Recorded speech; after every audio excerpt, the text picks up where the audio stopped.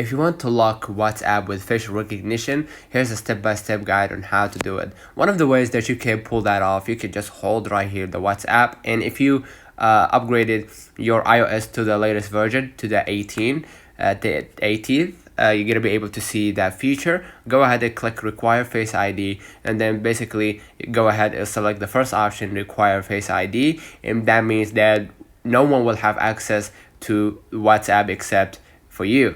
All right, another way of doing it, you could go ahead to the WhatsApp and click the settings gear at the bottom right, and then go ahead to the privacy.